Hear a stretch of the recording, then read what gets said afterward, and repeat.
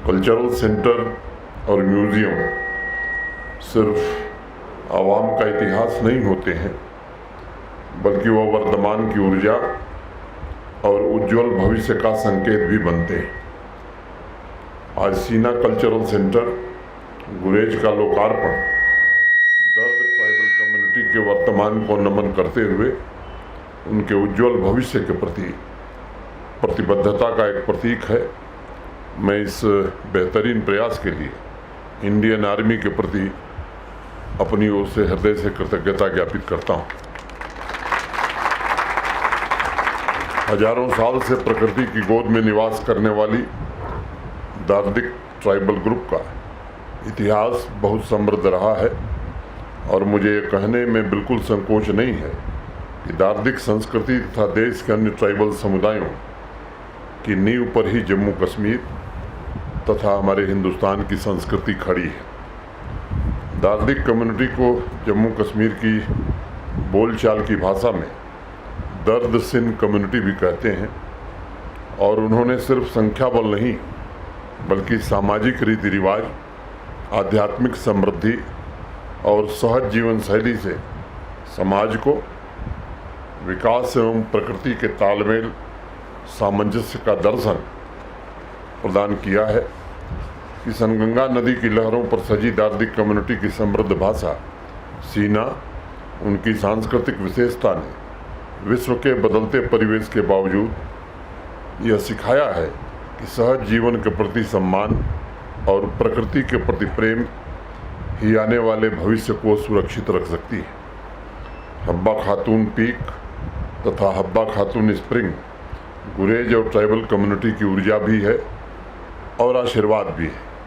बुलबुले कश्मीर के नाम से मशहूर हब्बा खातून ने लिखा था कि बलखाती बहती नदियों के मुहाने तक जाऊंगी मैं, तुम्हें ढूंढते हुए विनती अरदास करती, यहाँ वहाँ डोलूंगी मैं तुम्हें ढूंढते हुए।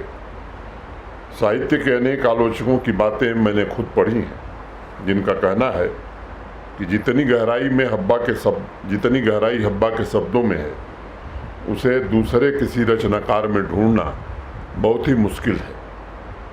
मैं मानता हूं कि जीवन की वैसी ही गहराई ट्राइबल कम्युनिटी में भी है। उनका सादा जीवन किसी साधना और किसी तपस्या से कम नहीं है। एक पुराने समाज सेवी थे जयराम दास। वो कहते थे कि प्रत्येक स्थान के भारतवासी राष्ट्र निर्माण में उसी प्रकार भाग लेते हैं जैसे एक उद्यान को सुंदरता प्रदान करने में प्रत्येक फूल योगदान करता है। बगीचे की सामूहिक सुंदरता और भव्यता के निर्माण में प्रत्येक फूल को अपने अनुसार फलने फूलने, अपने रंग रूप में विकास करने और अपनी सुगंध फैलाने का अधिकार है। कश्मीर की कुल आबादी का लगभग 13% ट्राइबल कम्युनिटी के लोग हैं। लंबे समय तक अपने अधिकारों के लिए इन्हें इंतज़ार करना पड़ा। मैं उन कारणों में नहीं जाना चाहता हूं, लेकिन आज मैं कह सकता हूं कि माननीय प्रधानमंत्री जी के नेतृत्व में अब देश भर के ट्राइबल समुदाय को जो अधिकार था वो जम्मू कश्मीर में भी मिला है और ये प्रगतिशील समाज बने,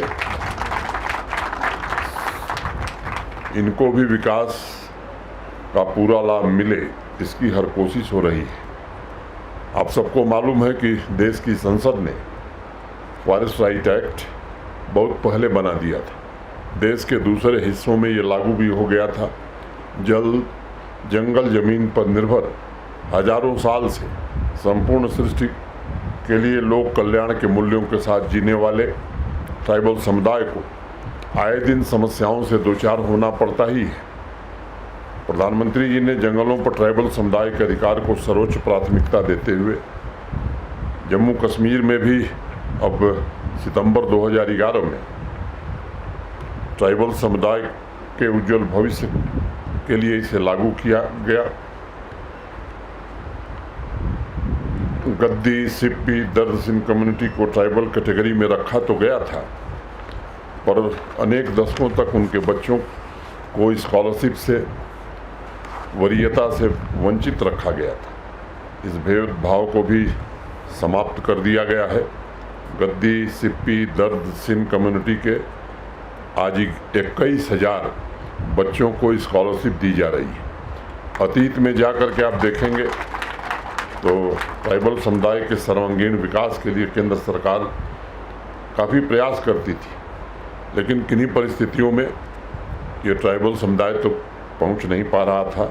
जंगल पर निर्भर और जंगल को पोषित करने वाले ट्राइबल समुदाय को जंगल की संपदा पर भी हक नहीं मिल सका था।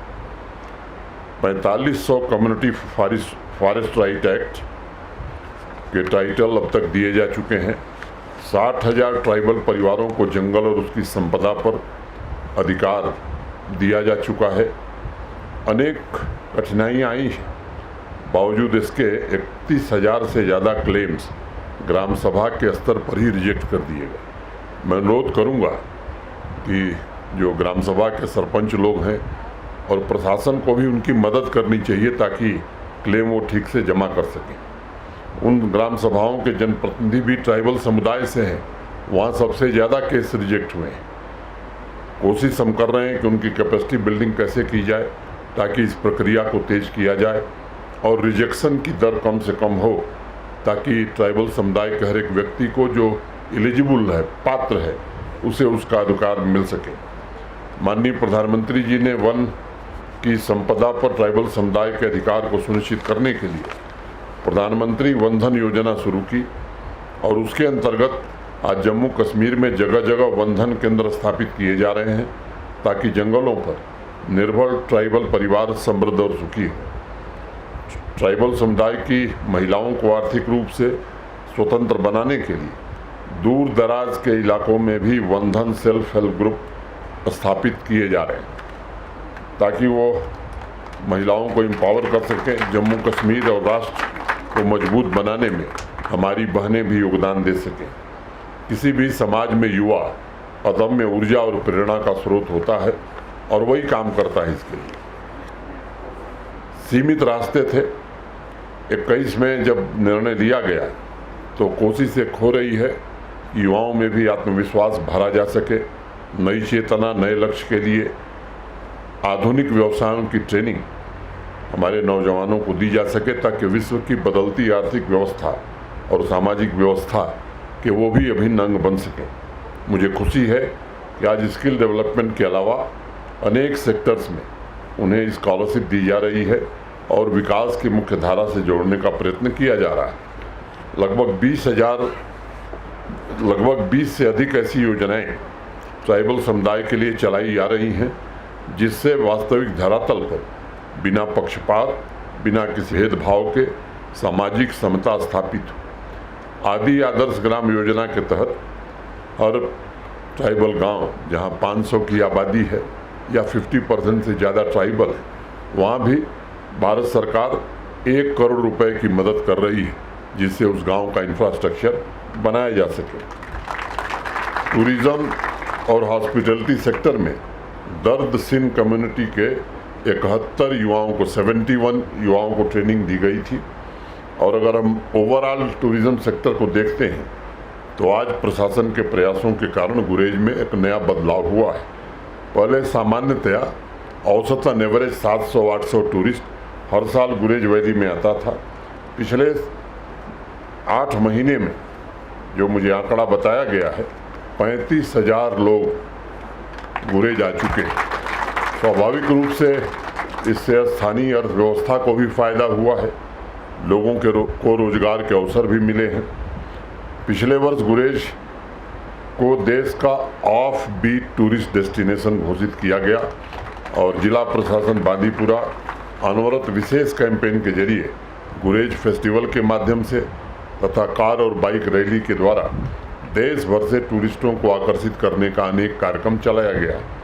इस महीने ट्राइबल समुदाय के बच्चों के लिए टेम्पररी अरेंजमेंट के तहत गवर्नमेंट बिल्डिंग में क्लब मॉडल रेजिडेंशियल स्कूल शुरू किया गया है जिसमें अभी दर्द सिंह कम्युनिटी के 41 बच्चे पढ़ रहे हैं। इस रेजिडेंशियल स्कूल की बिल्डिंग का DPR तैयार हो गया है और इसे समय सीमा में पूरा किया जाए इसकी हर कोशिश की जाएगी, इसका मैं आप सबको भरोसा देता हूं।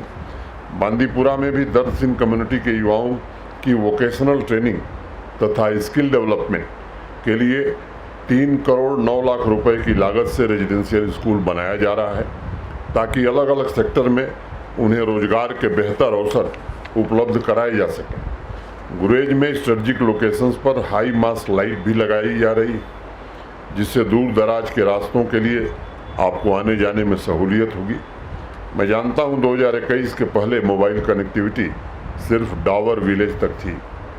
2 साल से भी कम समय में मोटे तौर पर पूरे गुरेज में मोबाइल कनेक्टिविटी की सुचारू रूप से व्यवस्था कर दी गई है। एक गांव है किलसे, वहाँ भी जल्द मैं समझता हूँ कि वो व्यवस्था कर ली जाएगी। 2020 के विंटर से डेडिकेटेड हेलीकॉप्टर सर्विस की सुविधा भी यहाँ उपलब्ध कराई गई है। गुरेज और बांदीपुरा रोड इंफ्रास्ट्रक्चर को आधुनिक बनाने की कोशिश हो रही है। पहले यहाँ 6 महीने रोड बंद हुआ करती थी, सिर्फ 2.5 महीने उस रोड पर अब आवागमन बाधित रह रहा है। गुरेज के लिए अन्य इंफ्रास्ट्रक्चर में डिग्री कॉलेज, नए 30 बेड वाले community hospital, mini secretariat, ITI, मुंसिफ कोर्ट का निर्माण पूरा करके सभी सुविधाओं को गुरेज के नागरिकों को सुपुर्द करने की कोशिश हुई है। गुरेज सब डिवीज़न की कृषि अर्थव्यवस्था को मजबूती प्रदान करने के लिए पिछले वित्त वर्ष में एक कृषि विज्ञान केंद्र को गुरेज में मंजूरी दी गई है। उसका निर्माण भी चल रहा है और अभी एक टेम्पररी सेंटर इजमर्ग से फंक्शनल किया गया है। मैं आप सब लोगों से अनुरोध करूंगा कि हॉलिस्टिक एग्रीकल्चर डेवलपमेंट प्लान जो जम्मू कश्मीर प्रशासन ने बनाया है, वो सोच समझ करके बनाया गया है। मोटे तौर पर जम्मू कश्मीर की 70% आबादी एग्रीकल्चर और एलाइड सेक्टर पर ही अपनी आजीविका के लिए निर्भर है। 13 लाख परिवार हैं जो खेती और उससे जुड़ी संबंधित गतिविधियों से जुड़े हुए हैं।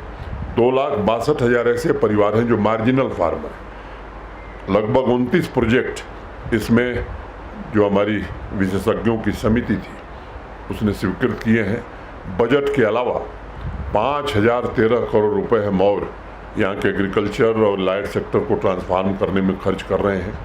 आज देश में कृषि आमदनी, किसान के आमदनी के मामले में हम 5वें स्थान पर हैं देश में, और मुझे भरोसा है कि इस प्रोजेक्ट के इम्प्लीमेंट होने के बाद पंजाब और हरियाणा को पीछे छोड़कर जम्मू कश्मीर देश का पहला राज्य बनेगा जहां के किसान की आमदनी सबसे ज़्यादा होगी। मैं यहाँ उपस्थित सभी बंधुओं से निवेदन करना चाहता हूँ, किसान संपर्क अभियान का कार्यक्रम 31 अगस्त तक चलना था, उसे 15 दिन बढ़ाने का हमने फैसला लिया है और हमने ये कोशिश की है कि हर पंचायत में कम से कम 3 दिन किसान भाइयों की ट्रेनिंग हो, ताकि वो आधुनिक खेती के बारे में और इन 29 प्रोजेक्ट के बारे में जानकारी हासिल कर सकें और एक बेहतर जीवन जी सकें। गुरेज के इंटीरियर में तथा प्रधानमंत्री ग्राम सड़क योजना के तहत दूर दराज के इलाकों में रोड के लिए और मैग्नेमाइजेशन का काम पहले कम होता था।